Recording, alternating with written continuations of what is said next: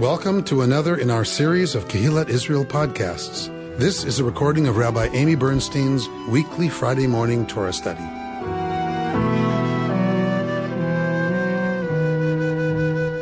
I want to dedicate this morning's Torah study to the memory of Reuben Rosloff, and who we honored with a memorial service this past week.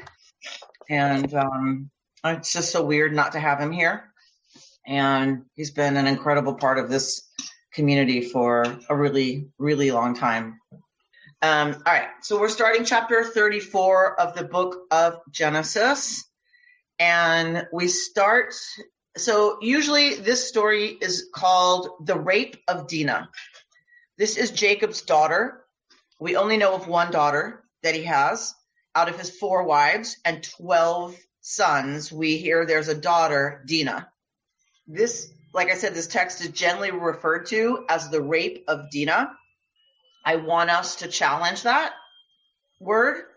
And in her book that I used also to teach about Rebecca, in her book, Reading the Women of the Bible, my teacher of blessed memory, Dr. Tikva Freimer-Kensky, who read and translated Akkadian, Sumerian, and Ugaritic. They used to come to her when they were unclear about what something they found meant. She was well-versed in the language of the region.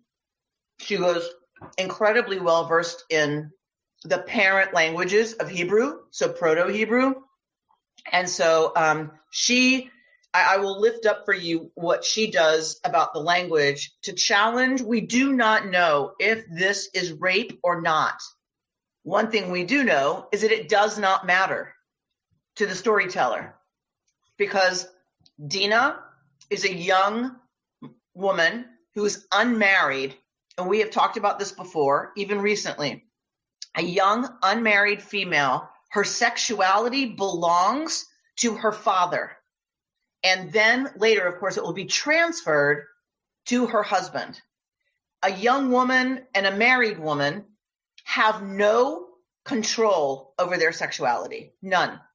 It does not belong to them. It belongs to the family. It belongs to the household. How men are judged, they are judged on how well they control their women, how well they control the resource that is women's sexuality. If they can't control that, their status falls precipitously, and then they have trouble making other marriage arrangements because they are no longer desirable as grooms because their honor has been compromised. So we're going to have a little conversation later. I want you to be thinking about it now. Tikva my teacher, raises the question. She died of breast cancer in her early 50s, which was just a tragic loss to everyone, of course, her family. But it was a tragic loss to this field of study because she was just coming into her own in terms of, there were so many more books in her. But she raises the question, why is women's sexuality such a focus, and particularly virginity? Because it is almost universal, including in our culture, right? Until fairly recently, and still, I got to tell you, still, as a feminist, as a sex-positive person, I have trouble thinking of my teenage daughter being sexually active, right? What is that? What is that about? Why girls' virginity is so focused on by so many cultures remains a question. Tikva discusses it at some length and says, well, and she gives all the possible answers, and none of them work. None of the reasons you would think really hold up if you analyze and scrutinize them carefully. So I just want you to think about that, and we'll have a little conversation about that. All right. So in a culture, in the ancient Near East, you have choices. If you have to patrol and control a young female's sexuality, you have 2 choices. You lock her up in the house, which is what many cultures did, like in Greece, in ancient Greece. You can lock them up at home, or you have to trust that she's allowed out to do some things and and has been taught the rules well enough to know what's expected. In the ancient Near East, in Mesopotamia, this seems to be the case. They went out to draw water. They went out to shepherd young unmarried females, because remember, we see them at the well, don't we? Right? That's often where we have the betrothal scene, is at the well. So they are to water the animals, and they are to sometimes serve as shepherds, but they are not locked up. But if they're out for reasons other than working on behalf of the family, then it's suspicious. Never a good thing. Something bad's going to happen. That is the meaning of the first two words of our chapter. Vatetse Dina bat Leah. So out, this is how Tikva translated it, which I love, because the word to go out comes first. Out went Dina, daughter of Leah, that she bore to Jacob, to see the daughters of the land. So what is Dina doing here? She's not doing chores. She's not getting water. She's not serving as a shepherd. She's not with the sheep. What is she doing? She's going out lir'ut bivnut haaretz. She's going out to see the daughters of the land. All right, that's all we're told. What does this mean? We don't know. This is all we're told. But we should be alerted by the first verb, vatetse Dina. She went out. That always means possible trouble for a young female. All right. Vayarota, and he saw her. Who did? Shechem ben Hamor. Shechem, the son of Hamor the Hivite, Nasi haaretz, a prince of the country, saw her. Vayikach ota, and he took her. Vayishkav ota, vaya'aneha. I completely disagree with this translation. Completely and 100% disagree with this translation. The Hebrew is, he took her and he lay with her. Vaya'aneha, we're going to talk about that word. And he degraded her. It is not an indication of force. It is sometimes used when we talk about force. The word order matters. When this word is used in connection with rape, it comes before the verb to lie with her. He degraded her and he lay with her. And often the Torah needs to use the word and overpowered her. If we're talking about like Tamar, that's the rape of David's daughter Tamar. So that is not what this necessarily says. It says he lay with her and degraded her. Any young unmarried female who has intercourse is by definition degraded. She no longer can bring the bride price to the family that she would have as a virgin, and she has decimated the honor of the males of the family. In that sense, she is degraded. Whether she consents to the intercourse or not does not matter. She does not have the authority to consent. We still see this when we talk about statutory rape, right? When we talk about a 15-year-old, 14-year-old girl having sex, we say, sorry. She is not in a position to be able to give consent based on her age. So no matter who sleeps with her and how wonderful it was for her and how much she wanted it and how happy she is afterwards, he still could go to prison for statutory rape because she does not have the power to consent. That is what's happening here. So it doesn't matter whether she consented or not. She does not have the authority over her sexuality to consent. All right. And here's one of the arguments, and I'm not saying it is the argument, but it could be an argument for this was not necessarily forcible. Vatidbak nafsho badina bat Yaakov. Notice how many times she's called bat Yaakov, right? The daughter of Jacob, the daughter of Jacob. It's Jacob's status that is on the line here. Vatidbak nafsho badina, and his heart clung to Dinah. Whose heart? Shechem's heart. He's in love with her. This term is used only of true, lasting love. Israel for God, right? This word gets used only when we talk about Genesis, when we talk about the Garden of Eden, right? A man's heart will cling to his wife, and they will become one flesh, and blah blah blah. So this is a term meaning commitment. Vaya'ahav et hana'ara, vayidaber alev hana'ara. And so he loves this young woman, and he spoke to the heart of the teenage girl. Speaking to the heart is another indication that it is sincere.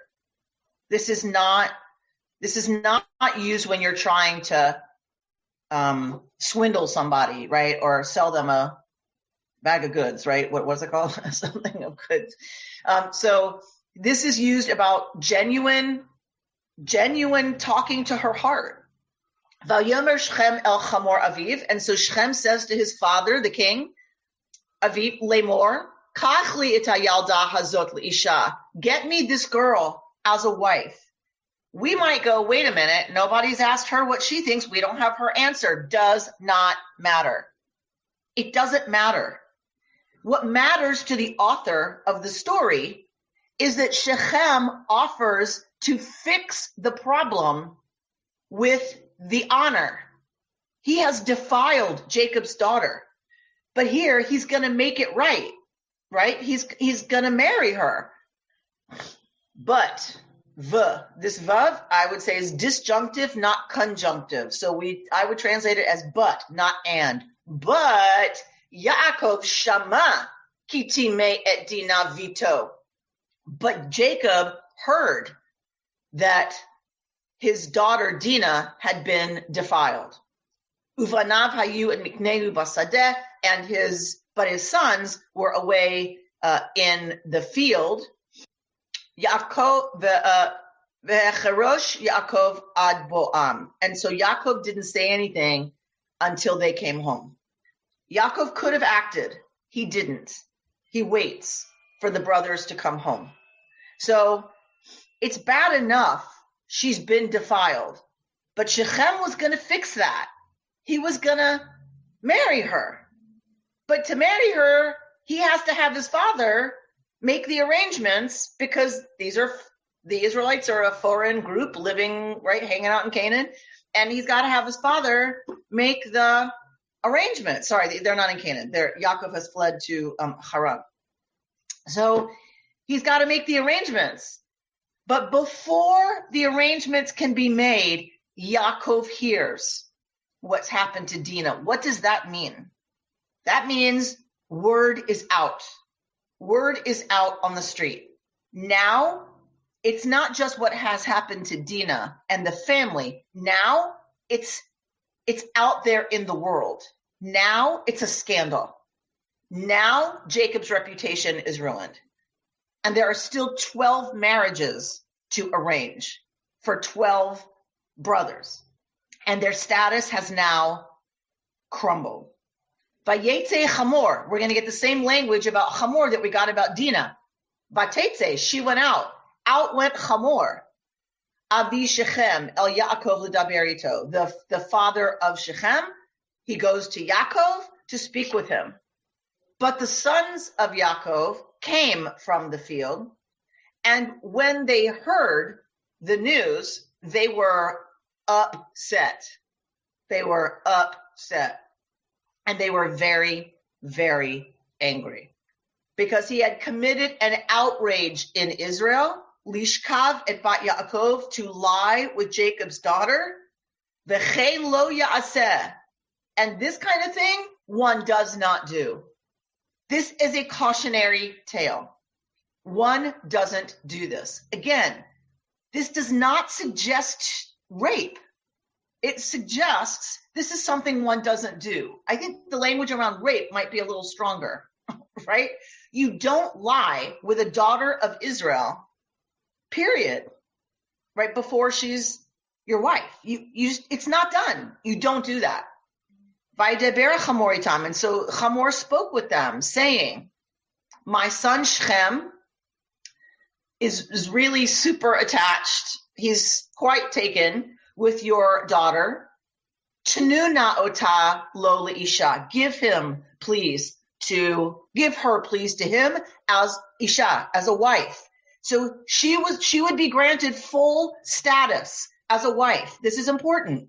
This is the king of the region coming on behalf of his son, the prince, to ask for Jacob's daughter to be given to his son as isha, as a wife, a full freeborn status as wife, not concubine, right? Like, even though she's no longer a virgin. V'hitchatnu otanu, intermarry with us, give your daughters to us, and take our daughters to yourselves. This is an invitation to full relationships between the two groups. Intermarry with us means let us get close to each other so much that our sons and daughters marry each other.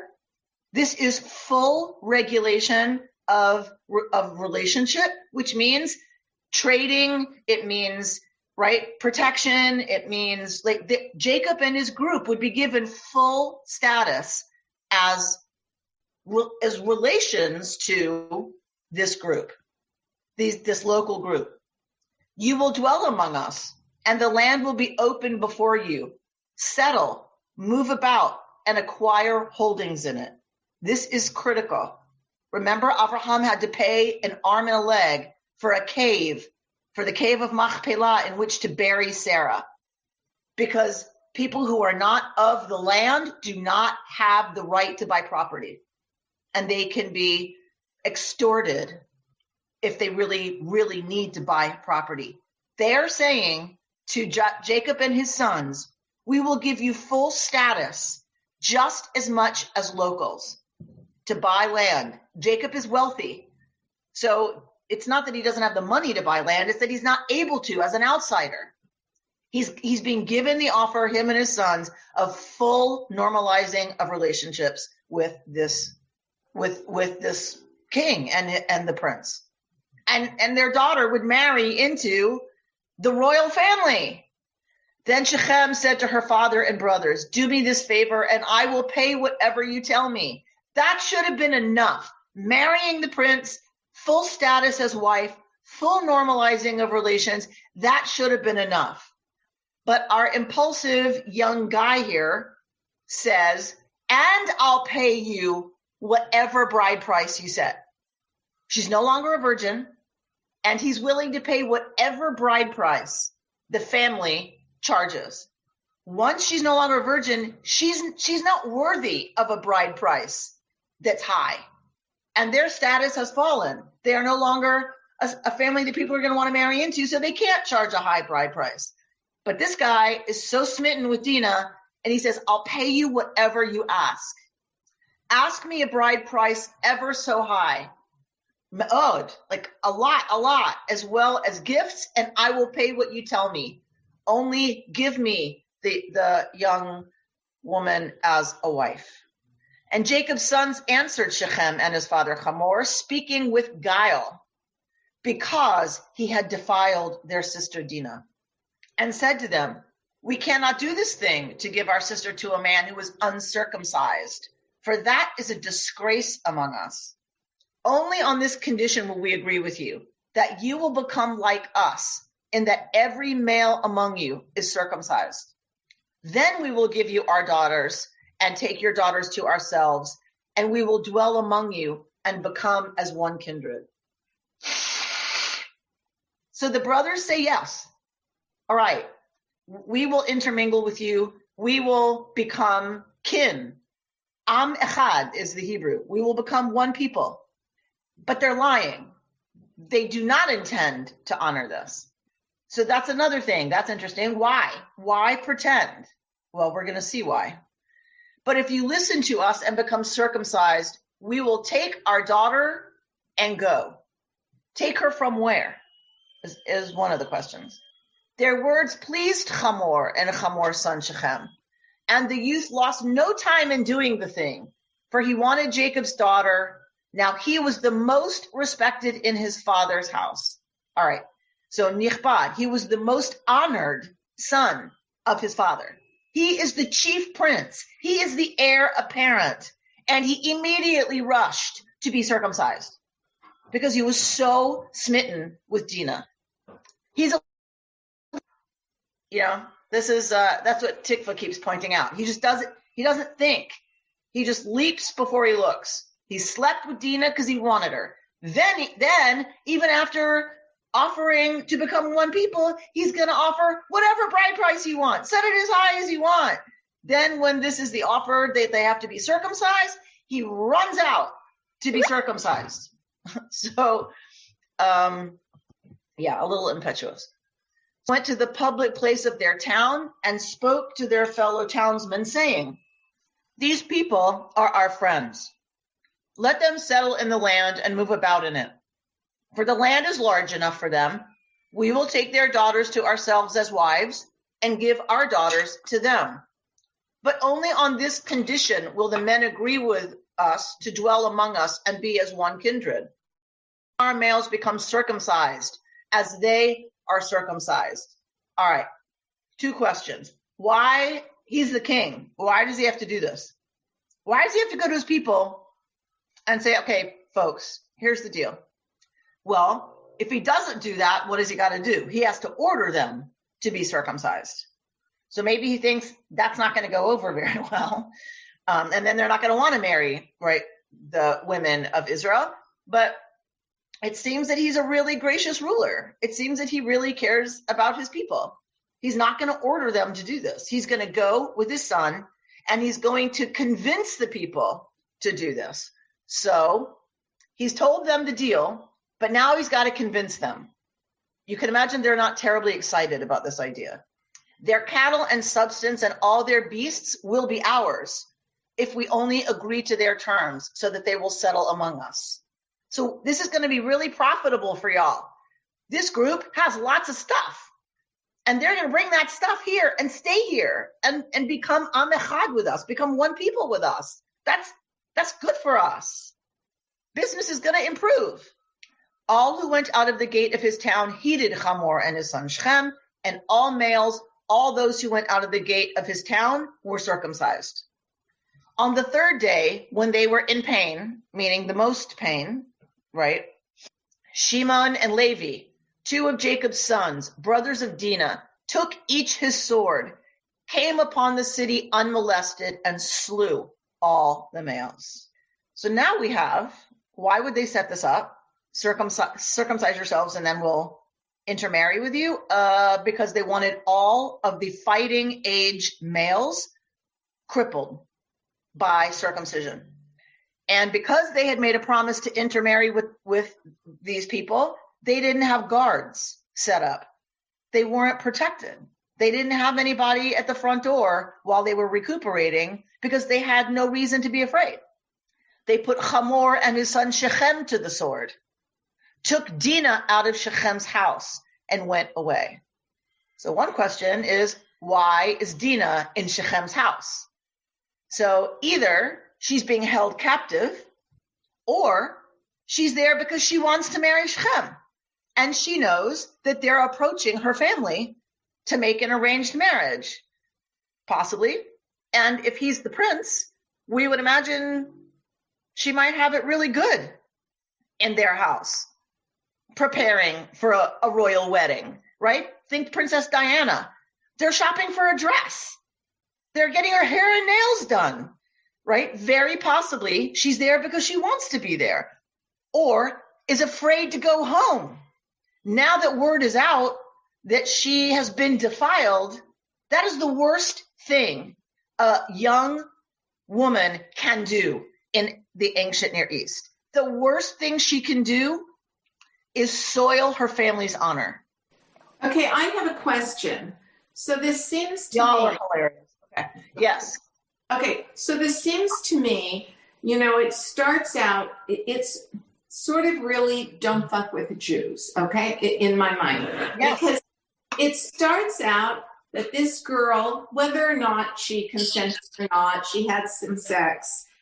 She brought it back, and the father says, oh, okay, so it's all going to be good. You guys all go get circumcised, and we're all going to be one family. Your kids can marry my kids, or we'll share property.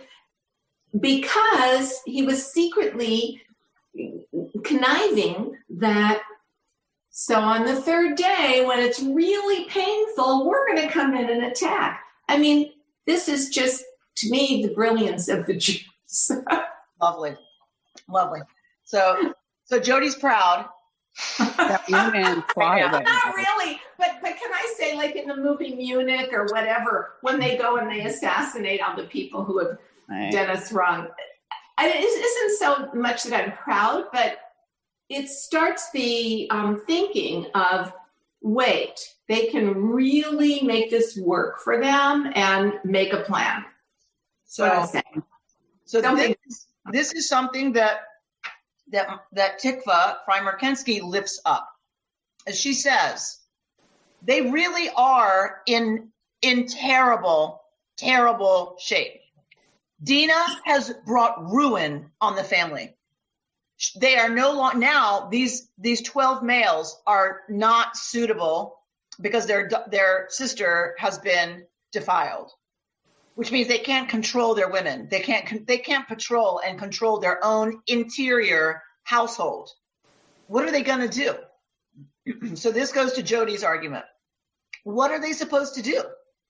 If they allow her to marry into the other family and they intermarry with the people of the land, they might be worried about what kind of marriages they're going to be able to afford, but also then does their distinctiveness as a group disappear?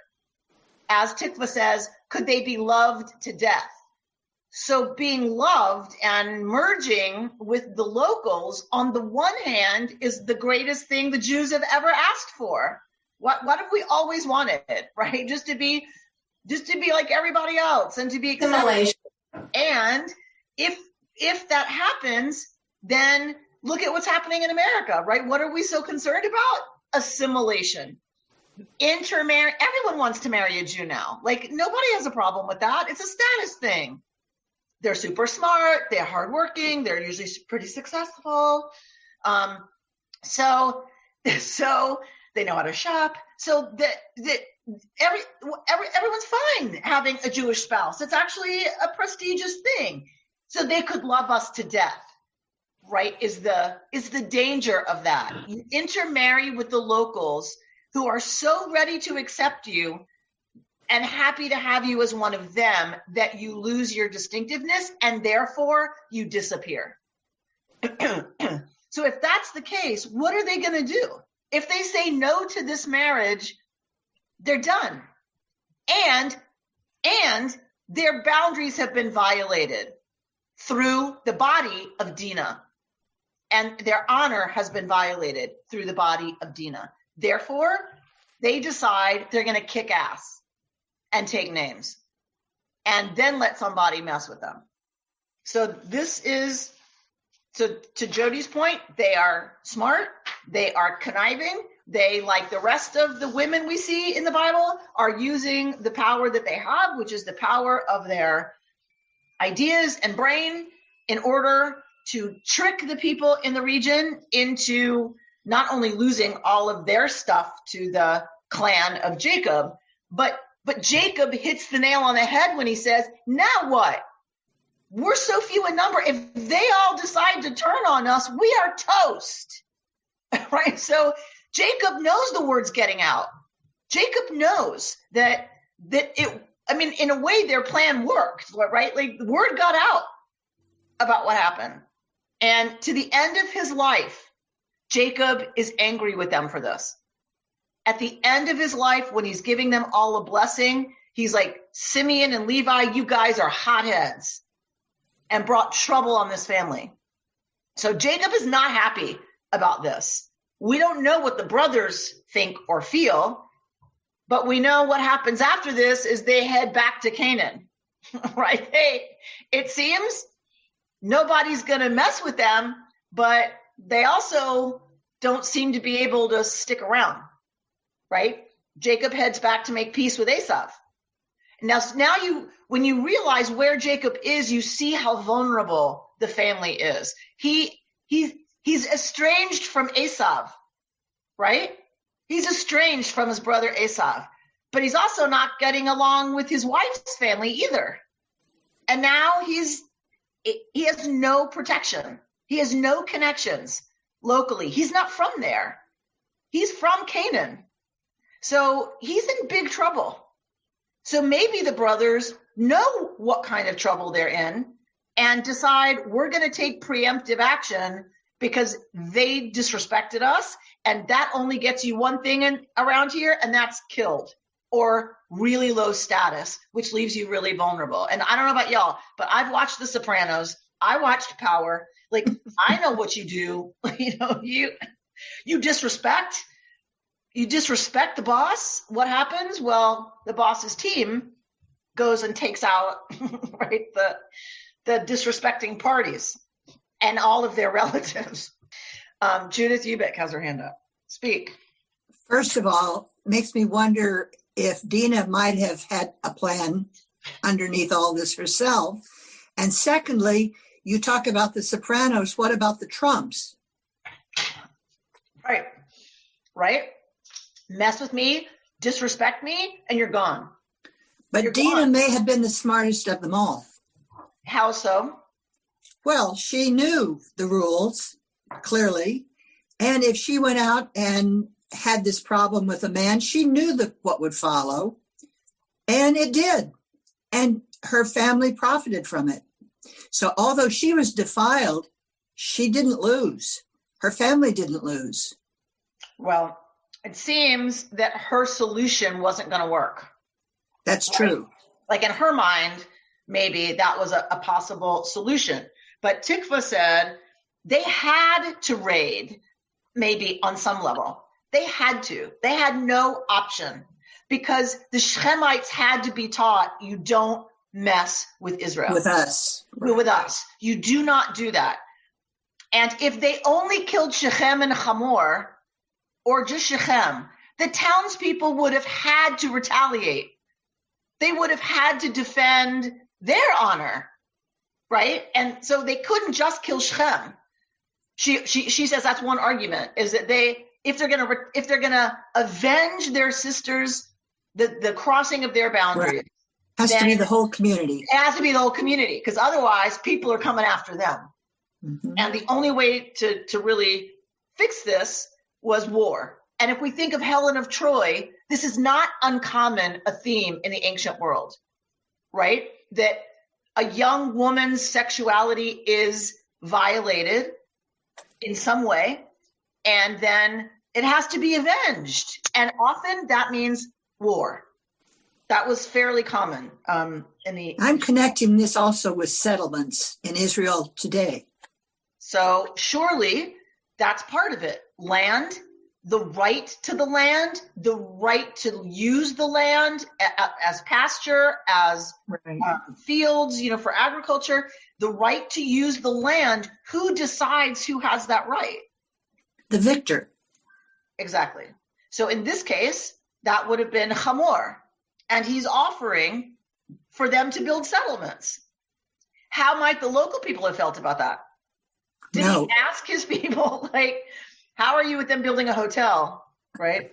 Right in the middle of your park, right? So we don't know, but he believes this is a good economic arrangement. Let them settle here, and then we can all share in the profits. So this is a never-ending story. This is a never-ending story, 100%. And that's what the story's about. It is not about Dinah, which is really important to remember.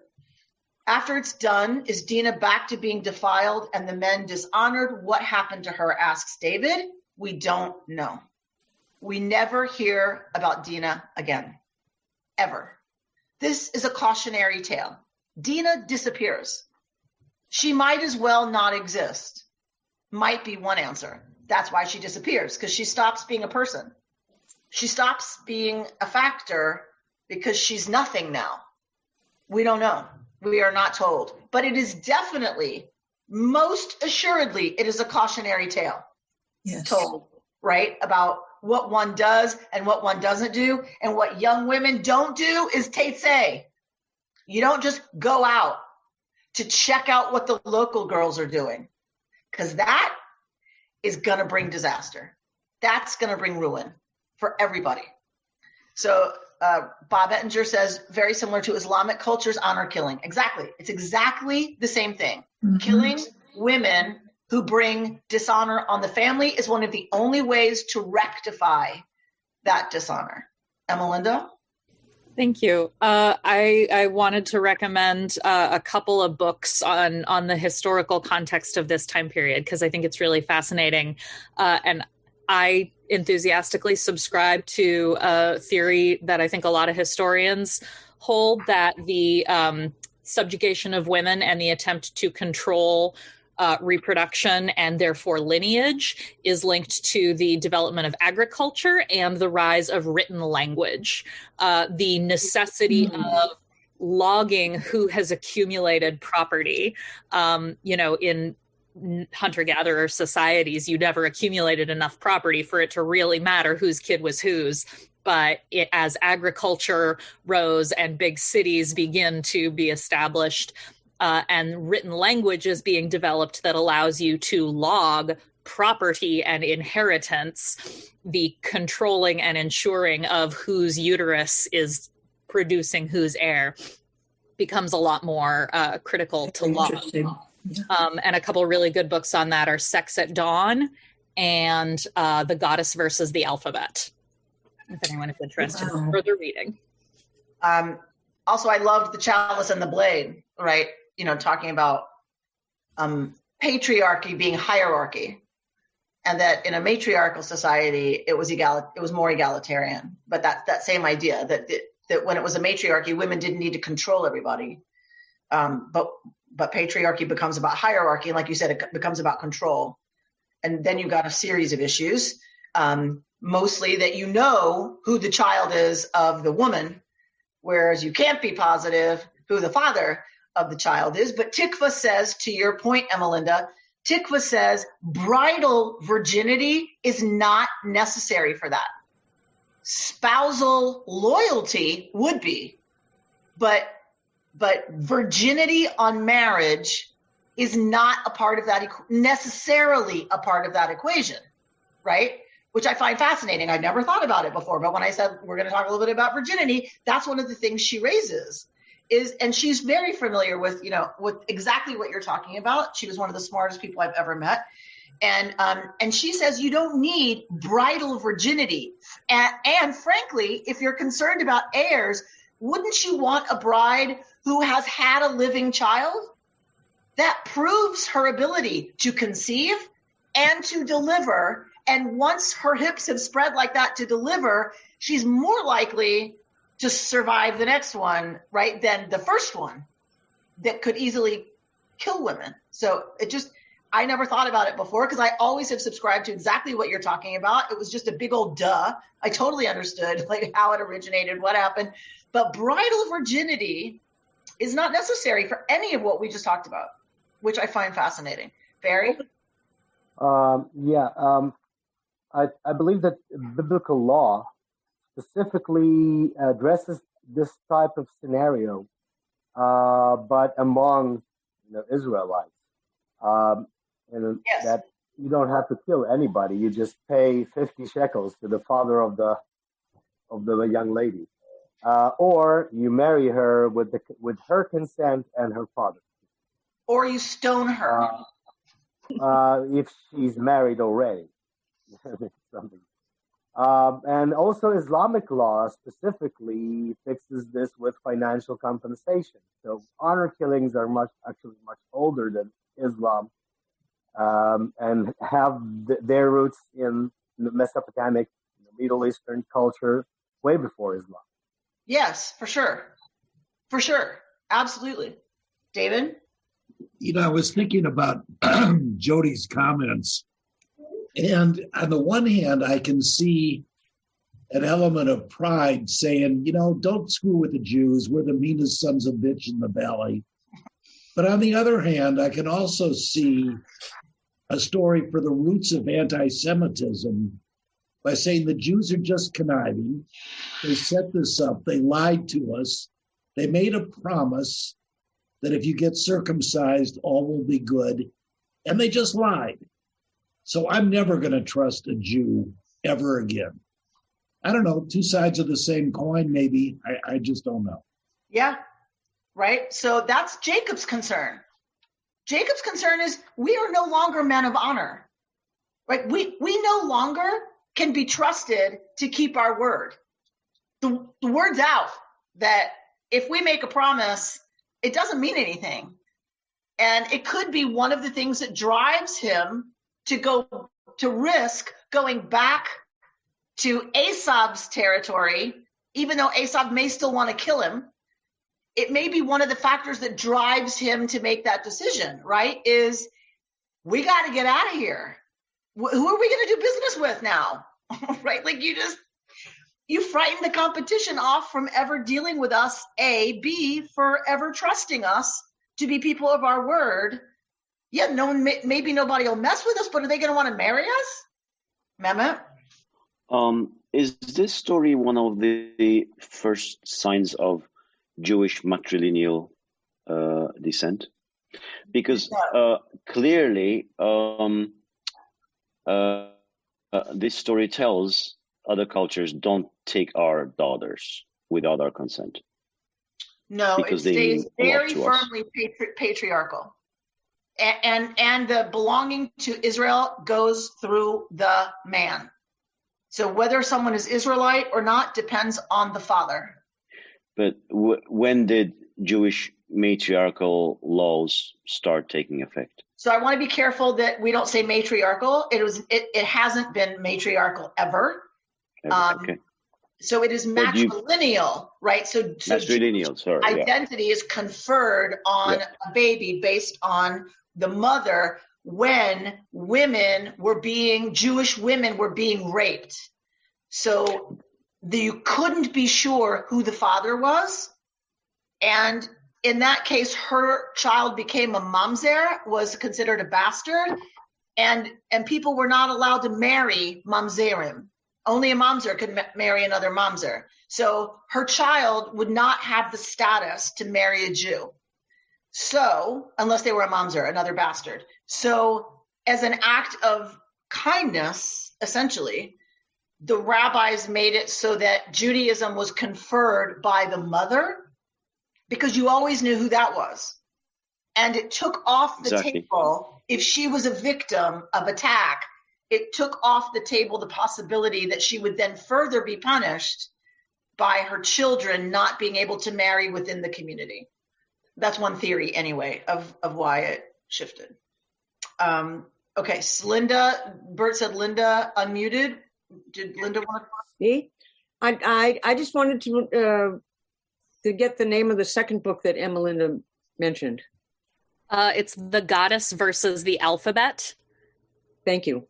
And disclaimer, I haven't actually read it, but people whose opinions I trust tell me it's great. Okay, so the Goddess and The Goddess versus the Alphabet, that the left brain dominance of adapting to using written language sort of overwhelmed the more right brain feminine spirituality that was more common in indigenous and pagan cultures. Sounds interesting. Yeah, the cost of literacy, great. Thanks, Melinda. That's a cheery thought. Literacy cost us, I undermine your teaching any further. Sensitivity and compassion and empathy, great, terrific. Small price to pay, right? Pam, were you going to say something? I wasn't, but since I was called on, I will. Okay. And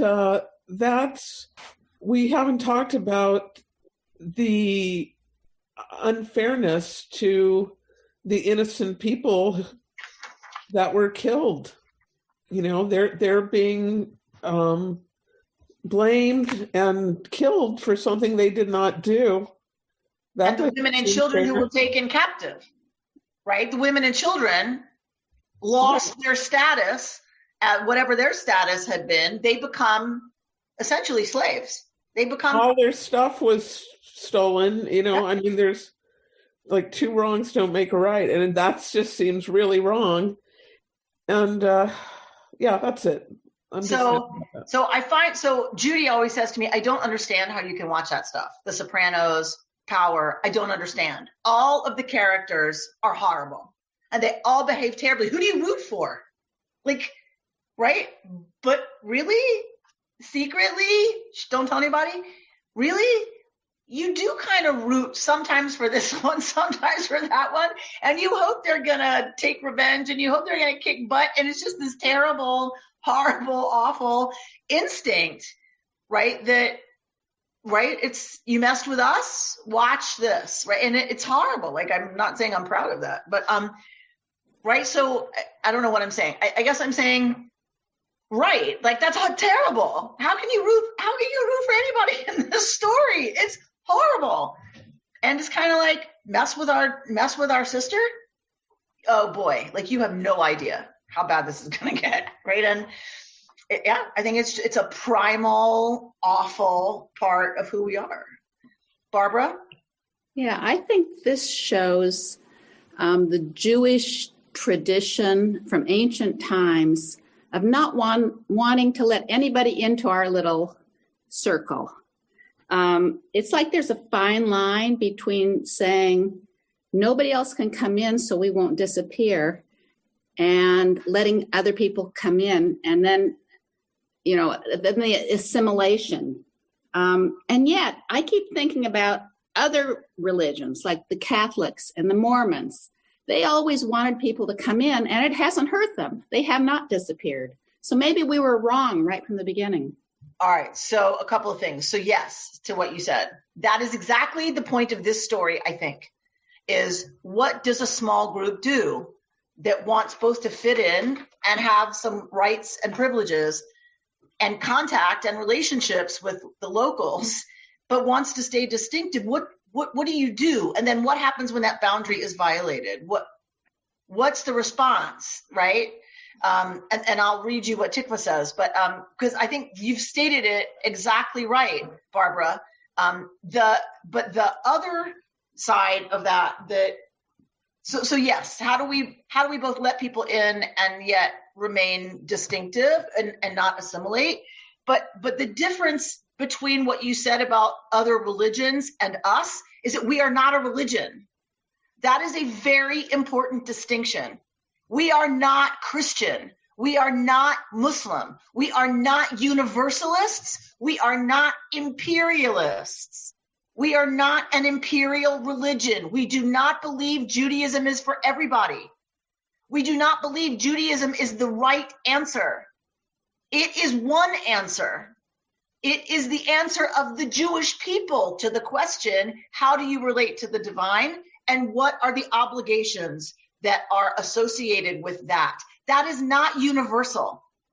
That is a very big difference. So one of the reasons Catholicism and Islam are still around is because they are imperialists.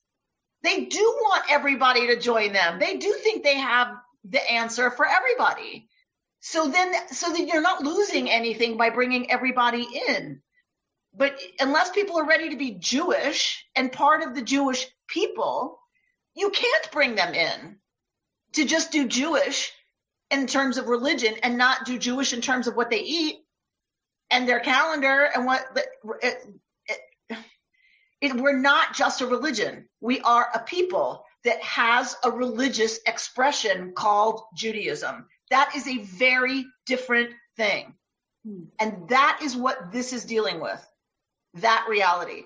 Being distinctive in terms of culture, being distinctive in terms of identity, not joining together and disappearing. That's the tension here. And that's the tension the Jewish people continue to face. Barry? Well, this is a very important and interesting discussion. I don't think the story is about assimilation at all, because Jacob does not say anything about a concern for assimilation, and his sons don't say we didn't want to assimilate or assimilation is a danger or whatever. They just said, nobody should treat our women or girls as whores. That's it. So it's up to us to figure out what's this really about. Why is this really here? I don't think it's just about their women. I don't think it's just about Dina. I think it absolutely is a story about what does a small group do when it's bound. They offer full relationships with this people and then murder them. You cannot tell me that is not part of the story. Why put that in there? Why not just kill everybody in the town? I think the author is showing the author's hand, offering full intermarriage, full settling down, full joining of this other people, and then they slaughter them. You just can't tell me that's not. I mean, we can disagree. That's fine. But I really think it's right there. And then Jacob leaves after this. He's like, we're out of here. We can't stay here. And it's one of the ways that they stay distinct as a people is that they leave, right? And they do go to Canaan, and eventually we know the story right from there. So, but I'll read you what Tikva says. She said, the story of Dinah and Shechem highlights the dilemma of any small group trying to survive. If it is militant, it courts destruction. But if its boundaries are too permeable, it might be loved to death. The distinctiveness of Israel was and is placed at risk every time it comes into close, amicable contact with other peoples. But the price of isolation may be eternal enmity and warfare, a price contrary to Israel's own self-understanding as a nation of peace. I think this is a prime tension in Israel today. This is a major tension in Israel right now. If it's militant, it has the largest military in the Middle East, if it does preemptive strikes, if it blows up Iranian nuclear factories, it courts destruction because it's in some ways tiny and the whole region can turn against it, right? But if its boundaries are too permeable, it might be loved to death.